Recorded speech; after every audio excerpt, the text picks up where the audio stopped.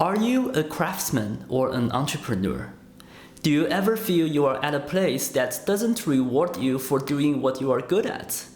In this video, I will talk about the different archetypes of an engineer's core motivations and how understanding these concepts can be tremendously helpful to our career. After working closely with hundreds of different engineers, observing and understanding their motivations, I started to build a mental model around two fundamentally different archetypes.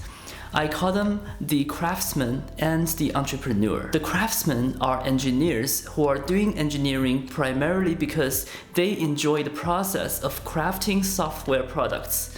Building software is their sport, and they do it for fun. They care deeply about the elegance, durability, and performance of their code.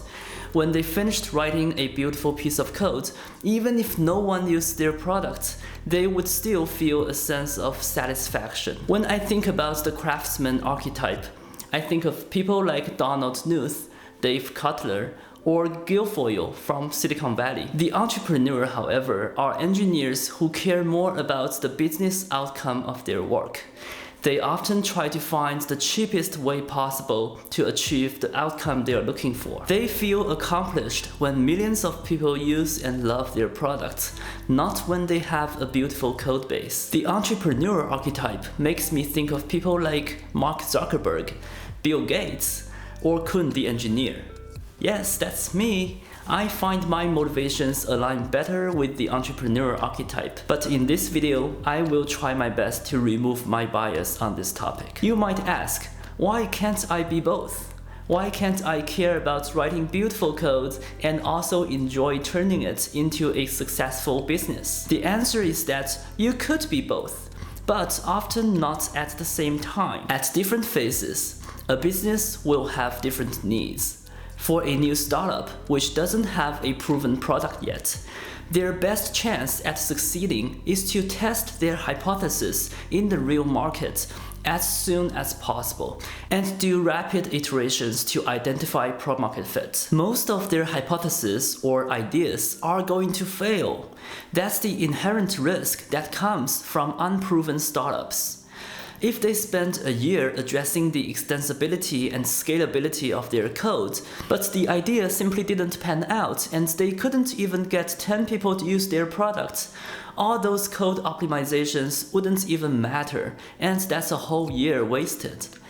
Their competitors might have tried 10 different ideas within the same time frame and already found one that's viable. That's why in the 0 to 1 phase of a business, you need engineers who are in the entrepreneur archetype, who know how to be scrappy and resourceful and can get things done quickly and won't go rabbit hole into crafting every aspect of their code simply because that's what they enjoy doing. On the other hand, if the business is reaching a meaningful scale and its success depends on the reliability, performance, and the velocity of a large engineering team, you would absolutely need the craftsman to help shape a solid foundation, to build robust frameworks, and to optimize the systems. Oftentimes, the craftsmanship wouldn't bring in 1 million more users to the product right away, and the impact is not even easily measurable.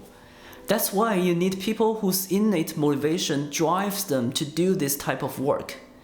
The scalability and the efficiency gain manifest over the long run, and the quality of the product builds a strong trust with the customers, which allows the business to grow in a sustainable way. It's very helpful to understand your core motivations and see which archetype describes you better, because you can then look for teams that reward the type of work you enjoy doing and would allow you to grow further in the direction you like. The way to understand yourself is to observe with extreme self-honesty what makes you happy and what type of work you naturally lean towards doing. One important thing to note is that you should not judge yourself too early.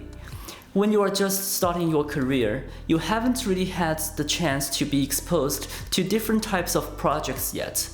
and you haven't had the opportunity to evaluate and observe what motivates you better. I recommend people at this stage to try a few very different projects or teams so that they can better understand their motivations and strengths better, which is very beneficial for their career development in the long run. Another important call-out is that this is not a binary choice, but more like a spectrum.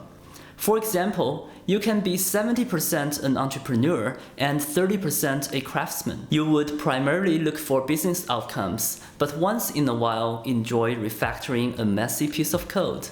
That's totally possible and would differ from someone who's 95% an entrepreneur, who may skip that refactoring exercise or leave that to somebody else. Once you understand your own motivations, the next thing you do is to understand your organization's culture and see if it's a good fit.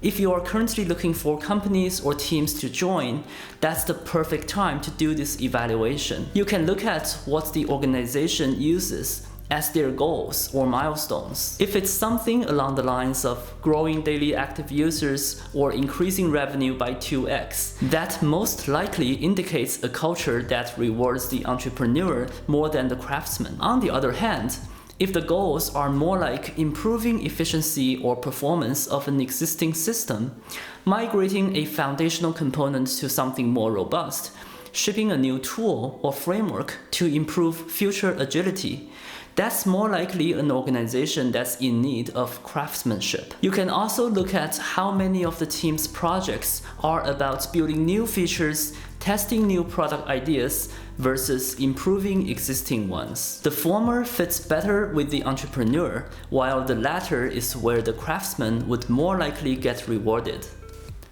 Putting yourself in an organization that rewards you for doing what you are naturally motivated to do can make a huge difference in the trajectory of your career, so this is something you need to choose wisely. If you find yourself in a situation where your archetype doesn't fit with the culture you are in, it's still possible to seek alignment because most of the time, even for a new startup, there are still some problems that can benefit from having a craftsman. This is something you should explicitly bring up with your manager, and together you can navigate the team's problem space and find an area that would allow you to do what you enjoy the most. Lastly, I should mention that motivations are different from skills. Regardless of what your core motivations are, you should still try to gain both types of skills. Take myself as an example. Although I find myself enjoying the entrepreneur archetype more, I still know how to be a craftsman when needed. Sometimes when my 0 to 1 project takes off, I will need to help prepare the product and codebase for scale. And that may become my primary focus for a few weeks until I get the necessary work done or have found someone else who can take over. If I didn't have the craftsman's skills at all, my project might suffer and fail to reach a larger scale. But because I do have both skills, I can choose to be an entrepreneur most of the time, but step in as a craftsman whenever needed. This versatility of mine is actually a core strength that gave me a lot of advantages. If you find this video helpful, please remember to click the like button so more people can benefit from it. Thank you for watching and see you next time.